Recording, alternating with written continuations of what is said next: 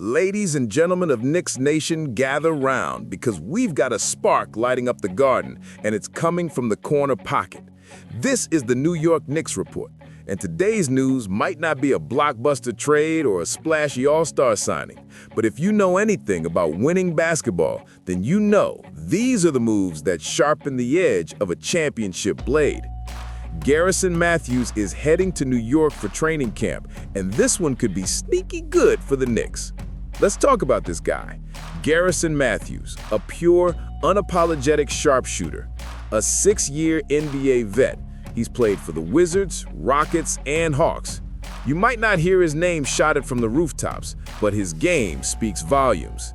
And if you're sleeping on him, wake up, because this man shot 41.4% from three last season and an NBA-leading 58% from the corner. You heard that right. Nobody in the league was deadlier from that spot than Matthews. Now look, let's be real. This isn't a guaranteed roster spot. This is a training camp deal. It's a battle. He's walking into a gym with Landry Shamet, another deep threat who already knows the system. And now, with the Knicks bringing in Malcolm Brogdon, the path to a final roster spot gets even tougher. But this is the fire that makes camp real. This is where iron sharpens iron. The Knicks are putting together competition, and that's exactly what we want to see. Let's put this in perspective. The Knicks front office has been playing the long game since July. First, they added Jordan Clarkson, a proven scorer and veteran presence. Then came Guerschon Yabusele, bringing size, skill, and overseas experience. These weren't flashy pickups, but they were smart, efficient, cap-conscious. And now, we see the Knicks making the most of their final roster flexibility, turning up the heat in the guard rotation with Matthews and Shamet set to fight for that last open spot. And don't forget, there's a strategic angle here too.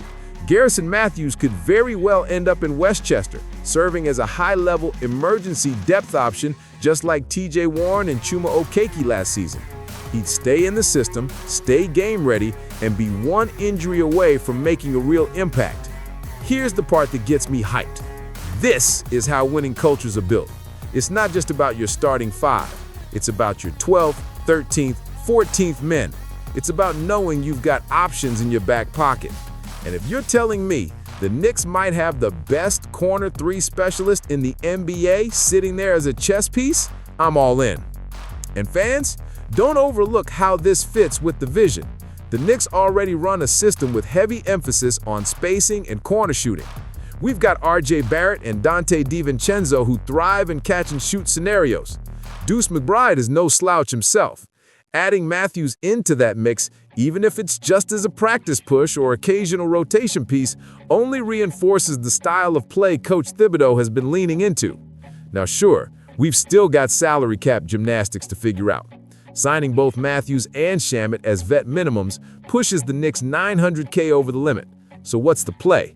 Maybe Tyler Kolek gets moved. A promising young piece, yes, but possibly expendable if the right deal clears cap space.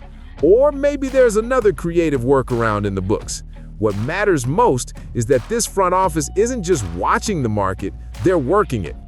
Let's also be real about timing. It's September. This is where rosters take shape, where rotation battles begin, where guys fight for their NBA life. Garrison Matthews knows what's at stake. He's 29, a vet who understands the grind. He's not here to make friends. He's here to fire daggers from the corner and earn a spot on a team with serious playoff ambitions. Knicks mentioned, this ain't a headline-grabbing Woj bomb, but it's a move that could pay dividends when April rolls around and your bench is the difference between a Game 7 win or a first-round exit. That's why I love this move. It's gritty, it's strategic, it's the kind of basketball intelligence we've been demanding from the front office for years, and now we're seeing it in action. So I want to hear from you, the real ones, the diehards. Do you think Garrison Matthews has a real shot to make this roster? Would you trade Tyler Kolek to make room? Or is this just a Westchester move to build long-term depth? Drop your thoughts in the comments, because this channel is for the fans who stay up late watching Summer League replays and who know every two-way player by name. And if you're rocking with us, if you believe in this Knicks journey, If you believe this roster's got the grit and depth to shake the East, then do me a favor. Like this video, subscribe to the channel, and hit that notification bell so you never miss a move. Because one thing's for sure, this ain't the same old Knicks. This is the New York Knicks Report, and we're just getting started.